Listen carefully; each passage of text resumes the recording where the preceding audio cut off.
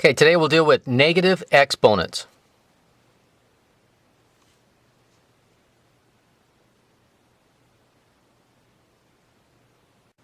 Okay, before we get started, take a look at this pattern.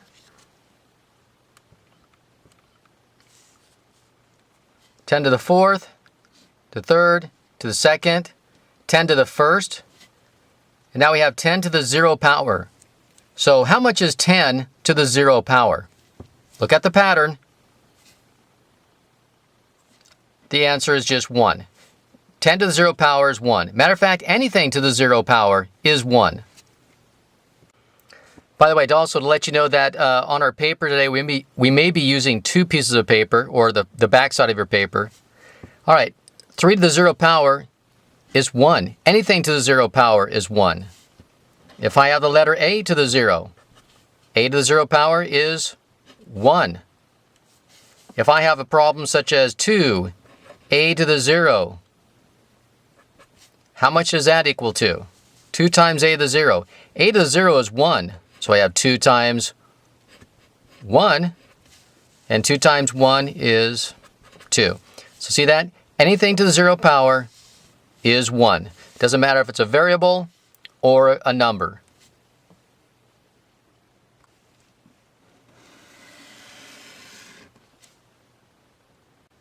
Okay, our title is negative exponents, so we're going to lead up to that point. Okay, we're going to do the same problem 2 ways. So I just kind of stacked them on top of each other.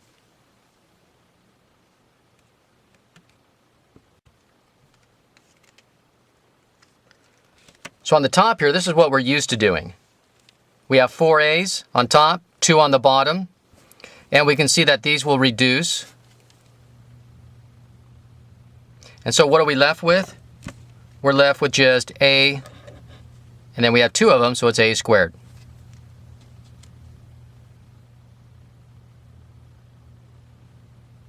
So basically all we did was just, we had 4 A's, take away 2 A's, and that gives us 2 left over.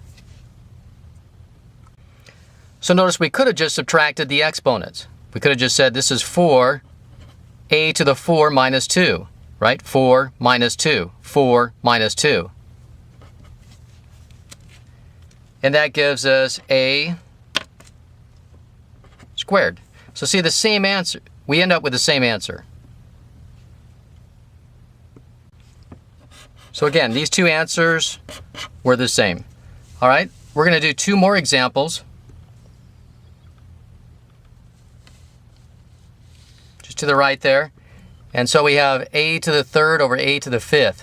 We'll do it twice.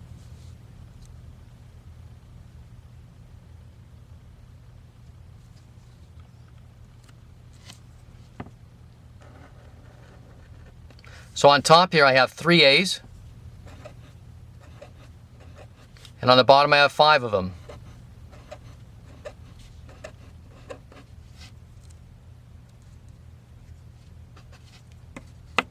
And if I reduce,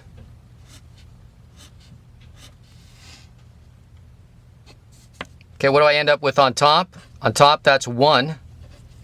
And on the bottom that's A to the, that's 1 over A squared.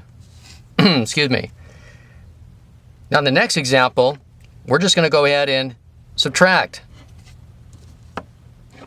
So this is going to be A to the 3 minus 5, right? 3 minus 5. Just like we did on this other example, 4 minus 2.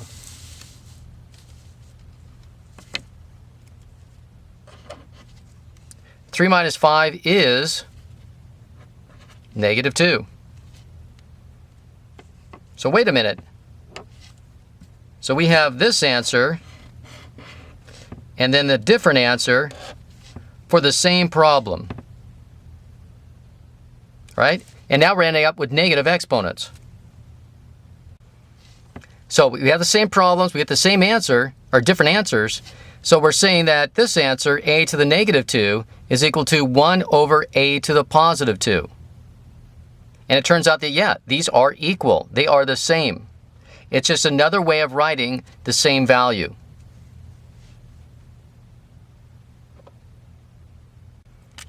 Now, if it helps, you could just imagine that there's a 1 right here, 1a to the negative 2, and then you can imagine there's a little fraction bar there. So what happens is, if I cross this bar, this negative 2, if I cross it, it becomes a positive 2. So the negative 2 becomes a positive 2, just the exponent itself. So what we're saying is that anything that's negative is in the wrong location. The location's wrong. That's why it's negative. If I bring it down here, now it's positive. Okay, so this is very important. That's why I'm kind of putting clouds around it. And I'm writing down what it means. Negative exponent, now you can abbreviate as much as you'd like. Negative exponent means it is, or it's, on the wrong side of fraction bar. It's on the wrong side of the fraction bar.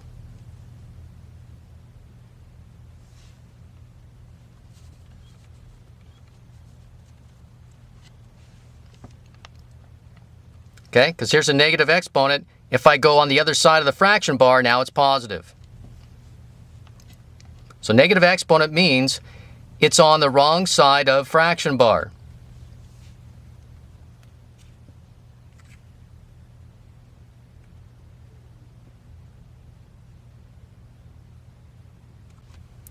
Now what we'll do is we'll do 4 examples where we're going to change them to positive exponents. So if there's any negative, change them to a positive exponent.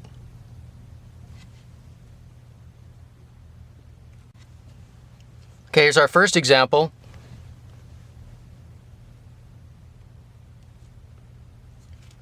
We want to change it so it's positive exponents. Well, let's see. The 2 there, that's fine. The exponent's actually a positive 1. The x squared, well, that's positive, so that stays alone. And then, wait a minute, this is negative. So you're going to have to cross that bar. It's in the wrong location. So if I bring it above the bar, it becomes a positive 3. So it was negative 3, then I cross the bar, now it's a positive 3. And that is your answer. That is it.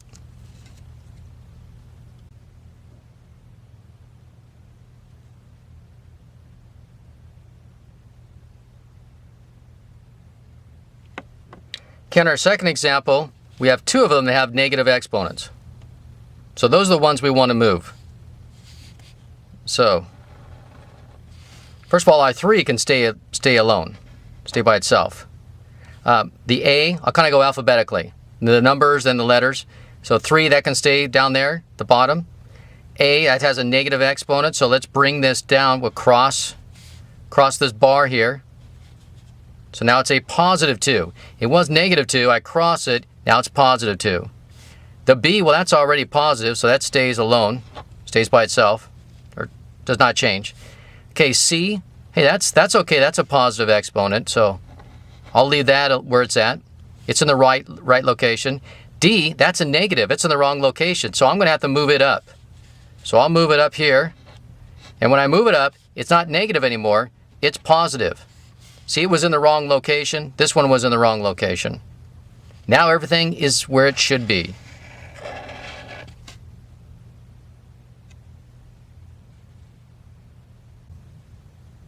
Here's our third example.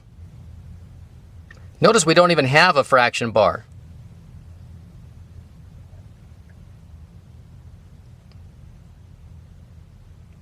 Okay, our first one, we have a to the 4th. Well, that's okay.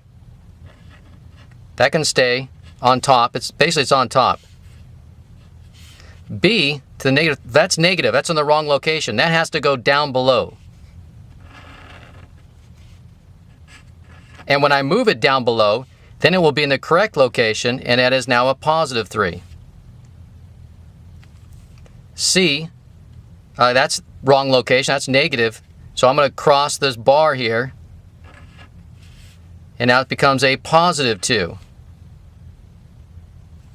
And D, well, that's in the right location, so that can stay. And there's our answer. Now they're all positive exponents. The ones with a negative, they were in the wrong location. I had to cross that bar. Okay, this is our last example of this type. If you can do this, you've mastered this. You've mastered moving around negative exponents.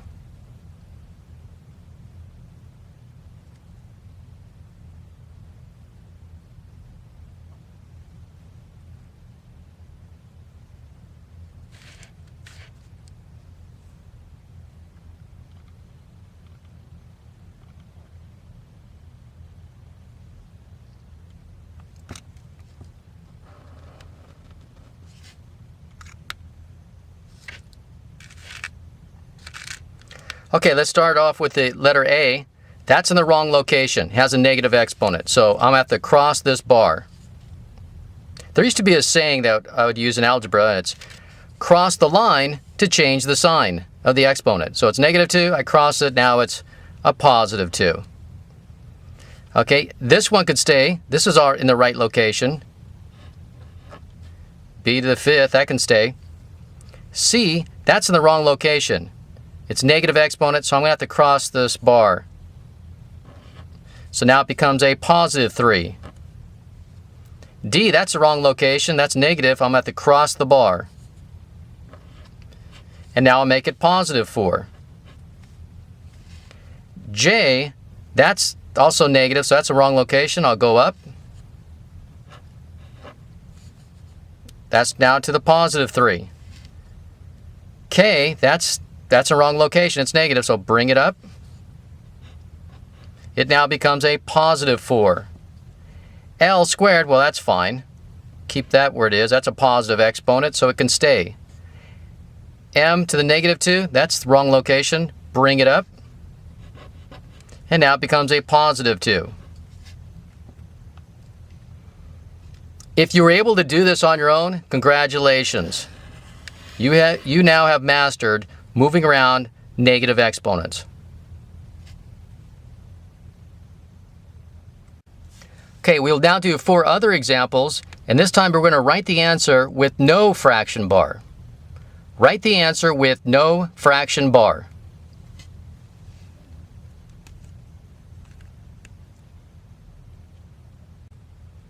Okay, so here's our first of 4 examples.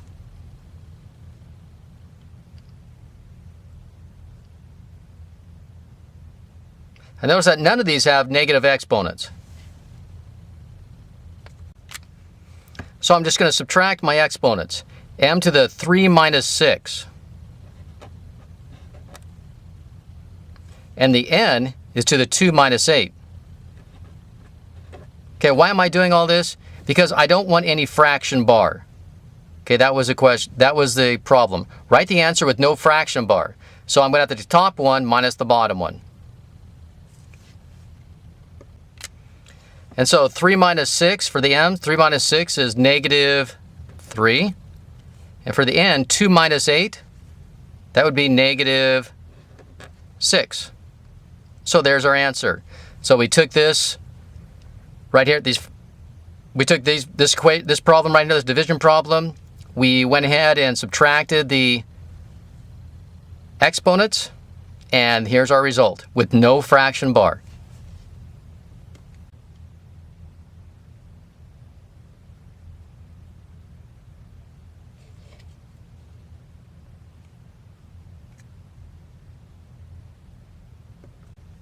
So again, we want no fraction bars for our answer, so I will just subtract the exponents. So we have 3 minus 7 for the A's, and for the B's, I have 4 minus what? What exponent is there? Is it a 0? No, it's the invisible 1.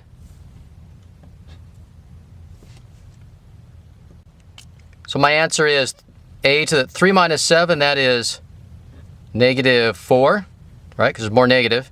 And 4 minus 1, well, that is just +3. So A to the -4, B to the 3rd.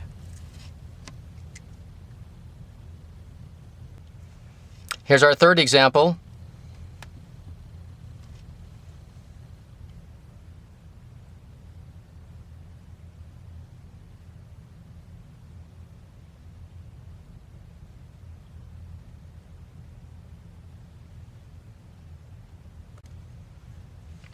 So for my x's, I have 4 minus 3. For my y's, I have 2 minus 5. And for the z's, I have 4 minus 2.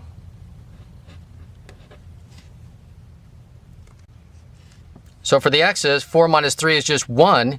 You could put the invisible 1 or just leave it invisible. For y, 2 minus 5, that would be negative 3. And for the z, 4 minus 2, that's just 2. So again, no fraction bar. Okay, so our last example.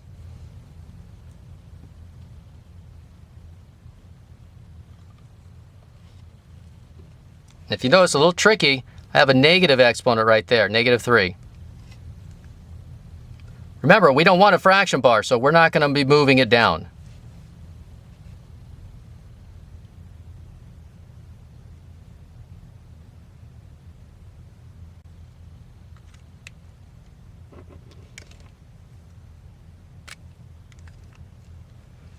Okay, so for our a's, we have 4 minus 2. For the b's, we have negative 3 minus 2. For c, we have 2 and minus 5.